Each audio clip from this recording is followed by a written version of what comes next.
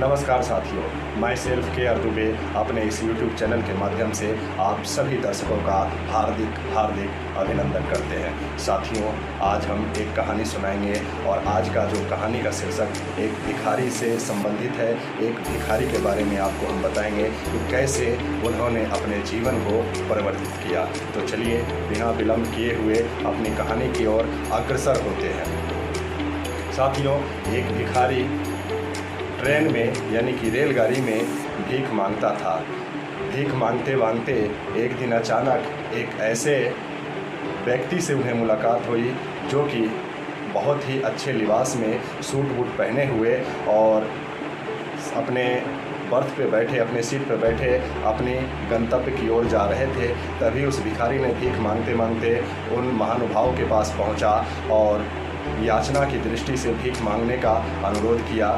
तो वो suit boot पहने जो व्यक्ति सफ़र कर रहे थे उन्होंने बोला कि मैं एक व्यापारी हूँ और मेरी सिद्धांत है कि मैं कुछ लिए बगैर कुछ देता नहीं हूँ, इसलिए अगर तुम्हारे पास मुझे कुछ देने के लिए है तो मैं तुझे कुछ दे सकता हूँ। तो भिखारी ने सोचा, उसने बोला कि मैं तो भिखारी हूँ, मैं भला आपको क्या दे सकता हूँ। तो बोला कि अगर तुम कुछ नहीं दे सकते तो मैं भी तुम्हें कुछ नहीं दे सकता। और इतना कह के अगला स्टेशन आया और उस स्टेशन पे वो सज्जन व्यक्ति ट्रेन से नीचे उतर जाते हैं। अब ये भिखारी सोचने लगा कि मैं तो ठहरा भिखारी, मैं इन्हें क्या दूं और क्या ऐसा चीज़ दे सकता हूं। इसी सोच में वो पड़ गया और दिन रात वो सोचने लगा। सोचते सोचते अचानक जब इसकी दृष्टि कुछ फूल पौधों पे पड़ी तो इनके मन में एक इच्छा जगी कि ये जो फूल हैं, अगर मैं इन फूलों को तोड़ के और इसी फूल को मैं उनको दूं जिनसे मैं भीख मांगता हूं तो शायद मुझे कुछ ज़्यादा पैसे भीख में मिल जाएंगे।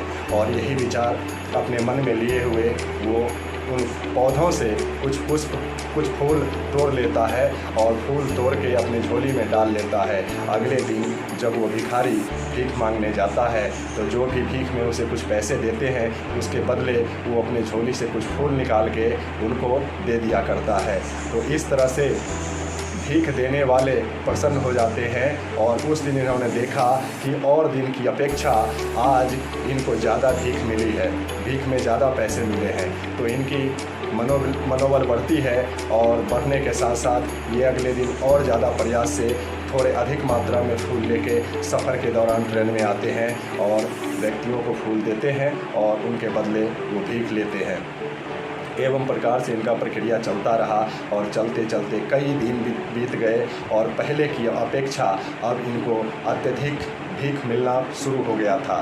भीख का पैसा ज़्यादा मिलना शुरू हो गया इन्हें। तो अब ये भिखारी भी बहुत प्रसन्न रहने लगे थे। एक दिन इसी दौरान बीच में उसी ट्रेन में वो सज्जन व्यक्ति फिर से इन्हें दिखाई पड़ा जो कि अपने सीट पे बैठे हुए थे। और इस बार ये प्रसन्नचित होके उन सज्जन के पास ये भिखारी गया और बोला कि महानुभाव, आज मेरे पास आपको देने के लिए कुछ हैं, आज मैं आपको कुछ देने के बाद आपसे कुछ मांगने की प्रयास करूंगा। तो सज्जन मुस्कुराए और उन्होंने बोला कि आज तुम्हारे पास ऐसा क्या है जो मुझे दे सकते हो। तब भिखारी ने अपने झोली से फूल निकाला और फूल निकाल के उस सज्जन व्यक्ति को दिया और सज्जन व्यक्ति खुश हो गए। उसके बदले उन्होंने कुछ पैसे दिए। तो आज जब उन्होंने पैसे दिए तब उस सज्जन व्यक्ति ने बोला कि आज से तुम एक व्यापारी बन गए हो, आज से तुम भिखारी नहीं एक व्यापारी हो। इतना कहने के बाद अगला स्टेशन उस सज्जन व्यक्ति का आ चुका था और उस स्टेशन पे वो सज्जन व्यक्ति उतर गए। उतरने के बाद ये भिखारी भी उस ट्रेन से उतर गया। उसके बाद ये सोचने लगा कि सज्जन व्यक्ति भीख तो दिया लेकिन बातें बहुत बड़ी बोल गया। उन्होंने जो बोला कि आज से तुम एक व्यापारी बन चुके हो, ये बात उनकी चैन, उनकी नींद उस भिखारी का सब कुछ छीन लिया। भिखारी को पैसे तो मिले लेकिन उसके पास चैन और नींद छिन गई।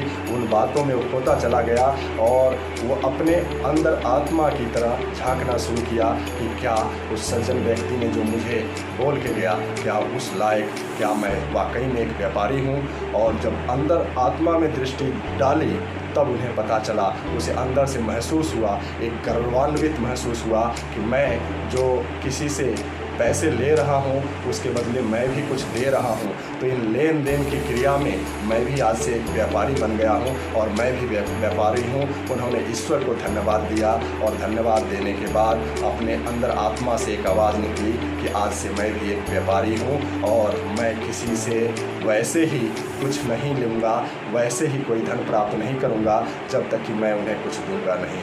तो साथियों, ये जीवन है और इस जीवन में अगर आप कुछ चाहते हैं, अपने लिए अगर कुछ चाहते हैं तो आपको कुछ देना भी चाहिए, कारण कि प्रकृति का ये नियम है और ये लेन देन से ही ये सृष्टि चलती है।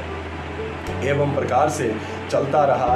एक दिन अचानक ही कई साल बीत गए और कई साल बीतने के बाद एक दिन अचानक वो सज्जन व्यक्ति और वो भिखारी दोनों आमने सामने होते हैं और दोनों का इस बार जो दोनों का लिबास था वो सेम लिबास में दोनों थे। पहले सज्जन व्यक्ति भी वो पहले की तरह ही अपने सूट बूट वाला लिबास में और ये भिखारी जो था ये भी अपने सूट बूट वाले लिबास में थे। लेकिन वो पहले सज्जन व्यक्ति जो थे, जो व्यापारी थे, उन्होंने इस भिखारी व्यक्ति को नहीं पहचाना, लेकिन ये भिखारी व्यक्ति जो था उस सज्जन पुरुष को पहचान लिया और पहचानने के बाद इस भिखारी व्यक्ति जो था इन्होंने ही उनको आवाज़ दिया कि श्रीमान कैसे हैं आप? आपसे पहले भी मैं 2 बार मिल चुका हूँ।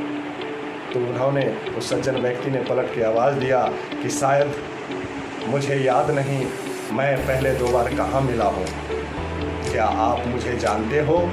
तो उस भिखारी व्यक्ति ने कहा, यस श्रीमान, बिल्कुल मैं आपको जानता हूँ और आपसे 2 बार मिल भी चुका हूँ। तो क्या आप बताएंगे कि वो पिछली 2 बार की मुलाकात हमारी कहाँ हुई थी? तब इस भिखारी व्यक्ति ने बोला कि उन दोनों बार भी हमारी मुलाकात इसी ट्रेन में हुई थी, लेकिन आप किसी बिजनेस ट्रिप पे थे और मैं आपसे याचक की भावना में भिक्षा ग्रहण करने के लिए, भीख मांगने के लिए आपके पास आया था। और आपकी जो बात थी, आपने जो मुझे संदेश दिया पहली बार में, वो संदेश मुझे झकझोर दिया। और दूसरी बात जो आपने कही कि आज से तुम व्यापारी बन गए हो, तब से मैंने अपने अंदर आत्मा से महसूस किया कि आज से मैं भिखारी नहीं, आज से मैं एक व्यापारी हूँ। और मैं उसी काम को करते करते धीरे धीरे मैं एक बहुत बड़ा फूल मंडी का ठेकेदार बन गया, फूल का व्यापार करना शुरू कर दिया। और आज मेरा बिजनेस पूरे देश में चलता है। पूरे देश में जितनी भी मंदिरें हैं, जितने भी अनुष्ठान यज्ञ होते हैं, उन सभी में हमारे यहाँ से पुष्प का निर्यात किया जाता है, हमारे यहाँ से फूल भेजे जाते हैं। और मैं एक फूल का बहुत बड़ा व्यापारी बन चुका हूँ और आज करोड़ों रुपया कमा चुका हूँ मैं। आपकी एक प्रेरणा ने मेरी ज़िंदगी को बदल के रख दिया। तो साथियों, इस कहानी से हमें ये शिक्षा लेनी चाहिए कि प्रेरणा हमें कहीं से भी मिले, उस प्रेरणा को हमें स्वीकार कर लेना चाहिए, उसको अपने जीवन में अमल कर लेना चाहिए। दूसरी बात, ये ज़िंदगी, आप जिस भी परिस्थिति में अपनी ज़िंदगी को जी रहे हैं, वो परिस्थिति निरंतर नहीं रहने वाली है। कारण कि प्रकृति का नियम है, बदलाव ही जीवन है। जो भी स्थिति है, आपकी जो भी परिस्थिति है, उसमें बदलाव अवश्य आएंगे। तीसरी बात कि आप अपने आप को जिस भी स्थिति में प्रेजेंट में जैसा है वैसा ही ना सोचें आप अपने आप को, क्योंकि आपके अंदर बहुत बड़ी संभावनाएं छुपी है। आपके अंदर जो संभावनाएं हैं वो ऐसा भी हो सकता है, उस संभावनाओं का कोई पार नहीं है।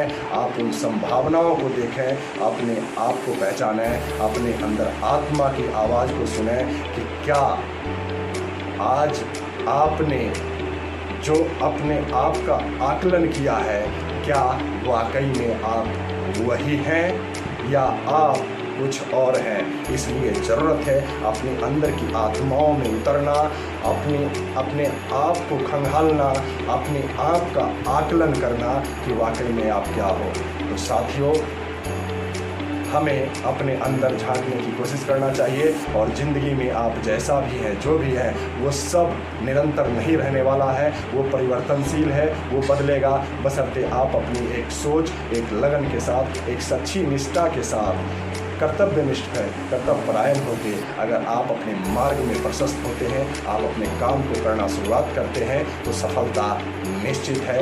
इन्हीं बातों के साथ मैं इस कहानी को विराम करता हूँ, और कहानी अच्छा लगे तो साथियों शेयर जरूर करना, क्योंकि आपका शेयर और कमेंट हमारी हौसला में 4 चांद लगा देता है। तो साथियों नमस्कार।